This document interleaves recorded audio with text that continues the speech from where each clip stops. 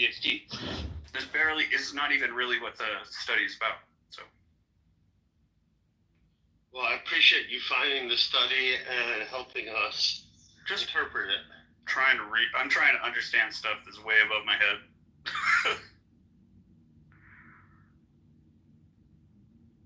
But yeah,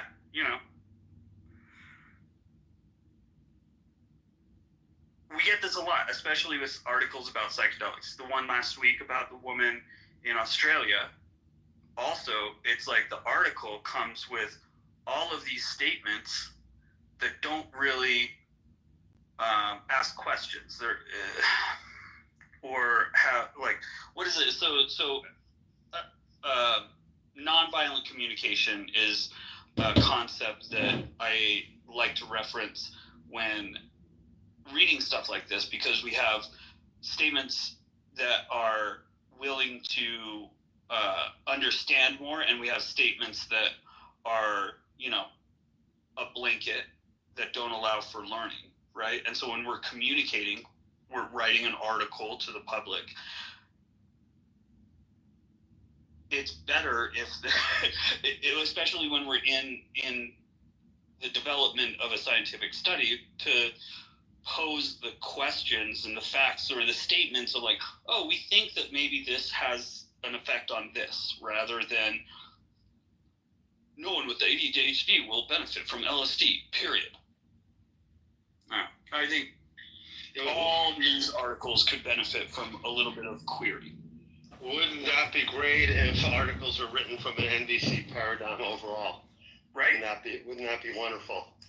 I've only studied it a little and should probably go back and take more classes, but I found that the reframe that it provides in terms of not making assumptions and not attacking other people and not making other people wrong is really helpful.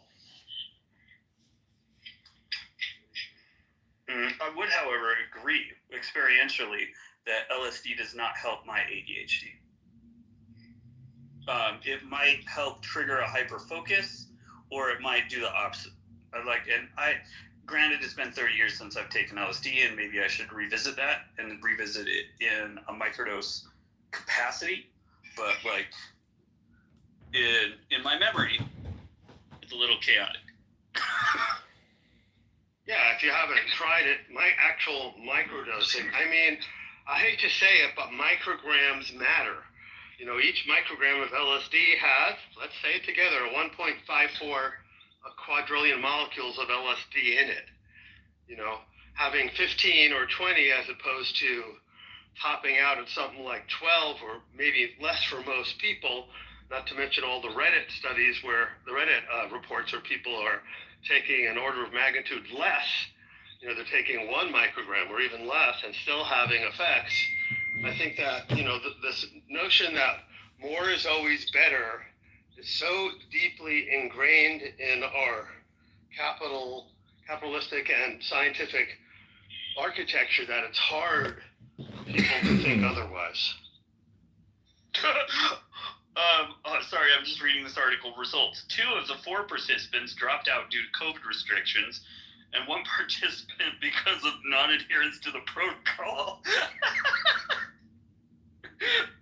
3 participants were excluded, all from analysis because of missing data. So, really, there's no validity to, How many participants were there in total? I think there were 8. It was very, very small. Jeez, and yet that headline will get all the publicity. Right, and so people like Robert Kennedy will take that headline and move forward with that.